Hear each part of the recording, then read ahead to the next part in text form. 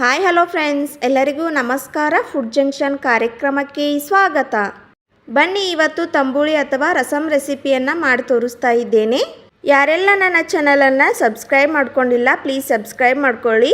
ನೋಟಿಫಿಕೇಷನ್ಗಾಗಿ bell ಐಕಾನನ್ನು press ಮಾಡಿ. Friends, ಇವತ್ತು ನಾನು ಕೇವಲ 5 ನಿಮಿಷದಲ್ಲಿ ಮಾಡುವಂಥ ರಸಂ ರೆಸಿಪಿಯನ್ನು ಮಾಡಿ ತೋರಿಸ್ತಾ ಇದ್ದೇನೆ. ನಮಗೆ ಹುಷಾರಿರದ ಟೈಮ್ನಲ್ಲಿ ಬಾಯಿ ಸಿಹಿ ಕೆಟ್ಟಿರುತ್ತೆ ಅಲ್ವಾ, ಆವಾಗ ಈ ಥರ ರೆಸಿಪಿಯನ್ನು ಮಾಡ್ಕೊಂಡು ತಿನ್ಕೋಬೋದು. ಅಷ್ಟೊಂದು ರುಚಿಕರವಾಗಿರುತ್ತೆ. ಒಮ್ಮೆ ಮಾಡಿದರೆ ಪದೇ ಪದೇ ಮಾಡ್ಕೊಂಡು ತಿಂತೀರಾ. ಬನ್ನಿ, ಹಾಗಿದ್ರೆ ಅತಿ ಕಡಿಮೆ ಸಮಯದಲ್ಲಿ ರಸಂ ರೆಸಿಪಿಯನ್ನು ಹೇಗೆ ಮಾಡೋದು ಅಂತ ತೋರಿಸ್ಕೊಡ್ತಾ ಇದ್ದೇನೆ. ಮೊದಲಿಗೆ ಗ್ಯಾಸನ್ನು ಆನ್ ಮಾಡಿಕೊಂಡು 1 ಟೇಬಲ್ ಸ್ಪೂನಷ್ಟು ಜೀರಿಗೆಯನ್ನು ಹಾಕಿಕೊಳ್ತಾ ಇದ್ದೇನೆ. ನಂತರ 5 ಕರಿಮೆಣಸನ್ನು ಹಾಕಿಕೊಂಡು ಚೆನ್ನಾಗಿ ಫ್ರೈ ಮಾಡ್ಕೊಳ್ತಾ ಇದ್ದೇನೆ. ಸ್ವಲ್ಪ ಕರಿಬೇವು ಸೊಪ್ಪನ್ನು ಹಾಕಿಕೊಂಡು ಅದನ್ನು ಕೂಡ ಫ್ರೈ ಮಾಡ್ಕೊಳ್ತಾ ಇದ್ದೇನೆ. ಈ ರೀತಿಯಾಗಿ ಫ್ರೈ ಮಾಡಿಕೊಂಡು ರಸಮನ್ನು ಮಾಡೋದ್ರಿಂದ ಅದರ ಫ್ಲೇವರು ಚೆನ್ನಾಗಿ ಬರುತ್ತೆ. ನಂತರ ಫ್ರೈ ಮಾಡಿಕೊಂಡ ಎಲ್ಲ ಮಸಾಲೆ ಪದಾರ್ಥವನ್ನು ಮಿಕ್ಸಿ ಜಾರಿಗೆ ಹಾಕಿಕೊಳ್ತಾ ಇದ್ದೇನೆ. ಹಾಗೆ 5 ಬೆಳ್ಳುಳ್ಳಿ ಎಸಳನ್ನು ಸಿಪ್ಪೆ ಬಿಡಿಸಿ ಹಾಕಿಕೊಳ್ತಾ ಇದ್ದೇನೆ. 2 ಕೆಂಪು ಮೆಣಸಿನಕಾಯನ್ನು ಕಟ್ ಮಾಡಿ ಸೇರಿಸ್ಕೊಳ್ತಾ ಇದ್ದೇನೆ. ಅದನ್ನು ಈ ರೀತಿಯಾಗಿ ತರಿಯಾಗಿ ಗ್ರೈಂಡ್ ಮಾಡ್ಕೊಳ್ತಾ ಇದ್ದೇನೆ. ನಂತರ ಗ್ಯಾಸನ್ನು ಆನ್ ಮಾಡಿಕೊಂಡು ಸ್ವಲ್ಪ ಎಣ್ಣೆಯನ್ನು ಹಾಕಿಕೊಂಡು ಎಣ್ಣೆ ಸ್ವಲ್ಪ ಬಿಸಿ ಆದಮೇಲೆ 1 ಟೇಬಲ್ ಸ್ಪೂನಷ್ಟು ಸಾಸಿವೆ, 1 ಟೇಬಲ್ ಸ್ಪೂನಷ್ಟು ಜೀರಿಗೆ, ಸ್ವಲ್ಪ ಕರಿಬೇವು ಸೊಪ್ಪನ್ನು ಹಾಕಿಕೊಳ್ಬೇಕು. ನಂತರ ಆಗಲೇ ನಾವು ಗ್ರೈಂಡ್ ಮಾಡಿಕೊಂಡ ಮಸಾಲೆ ಪದಾರ್ಥನ ಈ ಫ್ಯಾನ್ಗೆ ಹಾಕಿಕೊಂಡು ಚೆನ್ನಾಗಿ ಹಸಿ ವಾಸನೆ ಹೋಗುವವರೆಗೂ ಫ್ರೈ ಮಾಡ್ಕೊಳ್ಬೇಕು. ಹೀಗೆ ಇದನ್ನು 1.5 ನಿಮಿಷ ಫ್ರೈ ಮಾಡಿಕೊಂಡ್ರೆ ಸಾಕು. ನಂತರ ಚಿಟಿಕೆ ಅರಿಶಿನ ಪುಡಿಯನ್ನು ಹಾಕಿಕೊಳ್ತಾ ಇದ್ದೇನೆ. ಈ ಮಸಾಲೆಯ ಹಸಿ ವಾಸನೆ ಎಲ್ಲ ಹೋಗಿ ಘಮ ಘಮ ಅಂತ ಸ್ಮೆಲ್ ಬರುತ್ತೆ. ಅಲ್ಲಿವರೆಗೆ ಇದನ್ನು ಫ್ರೈ ಮಾಡಿಕೊಂಡ್ರೆ ಸಾಕು. ನಾನು ಇಲ್ಲಿ ರಸಂ ರೆಸಿಪಿಯನ್ನು ಮಾಡಲಿಕ್ಕೆ ಚಿಕ್ಕ ನಿಂಬೆಹಣ್ಣಿನ ಗಾತ್ರದಷ್ಟು ಹುಣಸೆ ಹಣ್ಣನ್ನು ನೀರಿನಲ್ಲಿ ಹಾಕಿ ನೆನೆಸಿಟ್ಕೊಂಡಿದ್ದೇನೆ. ಅದನ್ನು ಚೆನ್ನಾಗಿ ಕಿವುಚಿಕೊಂಡು ರಸವನ್ನು ಸಪ್ರೇಟ್ ಮಾಡ್ಕೊಳ್ತಾ ಇದ್ದೇನೆ. ನಂತರ ಆ ರಸವನ್ನು ಈ ಫ್ಯಾನ್ಗೆ ಹಾಕಿಕೊಳ್ಬೇಕು.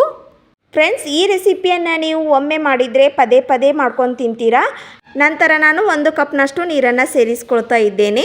ಫ್ರೆಂಡ್ಸ್, ಈ ರೆಸಿಪಿಯನ್ನು ಬಿಸಿ ಅನ್ನದ ಜೊತೆ ತಿಂದರೆ ಹಾಗೆ ತಿಂತಾನೇ ಇರಬೇಕು ಅನಿಸುತ್ತೆ, ಅಷ್ಟೊಂದು ಚೆನ್ನಾಗಿರುತ್ತೆ. ಇವಾಗ ನಾನು ರುಚಿಗೆ ತಕ್ಕಷ್ಟು ಉಪ್ಪು ಹಾಗೆ ಸ್ವಲ್ಪ ಬೆಲ್ಲವನ್ನು ಹಾಕಿಕೊಂಡು ಚೆನ್ನಾಗಿ ಕುದಿಸ್ಕೊಳ್ತಾ ಇದ್ದೇನೆ. ಇದು ಕುದಿ ಬರಬೇಕು ಅಂದರೆ 2 ನಿಮಿಷ ಟೈಮ್ ತೆಗೆದುಕೊಳ್ಳುತ್ತೆ. ನೋಡಿ, ಇವಾಗ ನಾನು ತೋರಿಸ್ತಾ ಇದ್ದೇನೆ ಎಷ್ಟು ಚೆನ್ನಾಗಿ ಕುದಿ ಬರ್ತಾ ಇದೆ. ಕೊನೆಗೆ ಸ್ವಲ್ಪ ಕೊತ್ತಂಬರಿ ಸೊಪ್ಪನ್ನು ಹಾಕಿಕೊಂಡ್ರೆ ಬಿಸಿ ಬಿಸಿಯಾದ ರಸಂ ಈಗ ರೆಡಿಯಾಗಿದೆ. ಅದರಲ್ಲಿ ಬಿಸಿ ಅನ್ನದ ಜೊತೆ ತಿಂದರೆ 1 ಚಮಚೆ ಅನ್ನ ತಿನ್ನೋರು 2 ಚಮಚೆಯನ್ನು ತಿಂತಾರೆ, ಅಷ್ಟೊಂದು ಚೆನ್ನಾಗಿರುತ್ತೆ. ನೋಡಿದ್ರಲ್ಲ ಫ್ರೆಂಡ್ಸ್, ನಮಗೆ ಬಾಯಿ ಕಹಿ ಆದಾಗ ಈ ಥರ ರೆಸಿಪಿಯನ್ನು ಎಷ್ಟು ಈಸಿಯಾಗಿ ಮಾಡ್ಕೊಂಡು ತಿನ್ಕೋಬಹುದು ಅಂತ. ಇವಾಗ ನಾನು ಈ ರಸಮನ್ನು ಸರ್ವ್ ಮಾಡ್ಕೊಂಡು ತೋರಿಸ್ತಾ ಇದ್ದೇನೆ. ನೋಡಿ ಎಷ್ಟು ಚೆನ್ನಾಗಿ ಬಂದಿದೆ ಅಂತ ನೀವೇ ನೋಡಿ. ಫ್ರೆಂಡ್ಸ್, ಈ ರೆಸಿಪಿಯನ್ನು ಬಿಸಿ ಅನ್ನದ ಜೊತೆ ತಿನ್ಬೋದು, ಇಲ್ಲ ಆದರೆ ಹಾಗೆ ಸೂಪ್ ಥರನೂ ಕುಡಿಬೋದು, ಅಷ್ಟೊಂದು ಚೆನ್ನಾಗಿರುತ್ತೆ ಟೇಸ್ಟು. ಯಾರೆಲ್ಲ ನನ್ನ ಚಾನಲನ್ನು ಇನ್ನೂ ಸಬ್ಸ್ಕ್ರೈಬ್ ಮಾಡ್ಕೊಂಡಿಲ್ಲ, ಪ್ಲೀಸ್ ಸಬ್ಸ್ಕ್ರೈಬ್ ಮಾಡ್ಕೊಳ್ಳಿ. ನೋಟಿಫಿಕೇಷನ್ಗಾಗಿ ಬೆಲ್ ಐಕಾನನ್ನು ಪ್ರೆಸ್ ಮಾಡಿ. ಖಂಡಿತ ನೀವು ಕೂಡ ನಾನು ಹೇಳಿರೋ ವಿಧಾನದಲ್ಲಿ ಒಮ್ಮೆ ಟ್ರೈ ಮಾಡಿ ಹೇಗೆ ಬಂತು ಅಂತ ಕಮೆಂಟ್ ಮಾಡಿ ತಿಳಿಸಿ. ಈ ರೆಸಿಪಿ ಬ್ಯಾಚುಲರ್ಸ್ಗೆ, ಬಿಗಿನರ್ಸ್ಗೆ ತುಂಬಾ ಯೂಸ್ಫುಲ್ ಆಗುತ್ತೆ ಅಂತ ಅನ್ಕೋತೀನಿ. ಈ ರೆಸಿಪಿ ಯಾವುದೇ ಒಂದು ಕಾರಣಕ್ಕಾದರೂ ಇಷ್ಟ ಆಗಿದ್ದರೆ ಲೈಕ್ ಮಾಡಿ, ಶೇರ್ ಮಾಡಿ. ಇನ್ನಷ್ಟು ಈಸಿ ರೆಸಿಪಿಗಾಗಿ ನನ್ನ ಚಾನಲನ್ನು ಸಬ್ಸ್ಕ್ರೈಬ್ ಮಾಡಿಕೊಳ್ಳಿ. ನೋಡಿ ಫ್ರೆಂಡ್ಸ್, ಇವಾಗ ನಾನು ಬಿಸಿ ಅನ್ನದ ಜೊತೆ ಹಾಕಿ ತೋರಿಸ್ತಾ ಇದ್ದೇನೆ. ಎಷ್ಟು ಚೆನ್ನಾಗಿ ಕಲರ್ಫುಲ್ಲಾಗಿ ಕಾಣ್ತಾ ಇದೆ. ನೋಡಿದ್ರೇ ಬಾಯಲ್ಲಿ ನೀರು ಬರ್ತಾ ಇದೆ, ಅಷ್ಟೊಂದು ಚೆನ್ನಾಗಿ ಬಂದಿದೆ. ಮುಂದಿನ ಇಂಟ್ರೆಸ್ಟಿಂಗ್ ರೆಸಿಪಿಯೊಂದಿಗೆ ಮತ್ತೆ ಸಿಗ್ತೀನಿ. Keep watching. Thank you.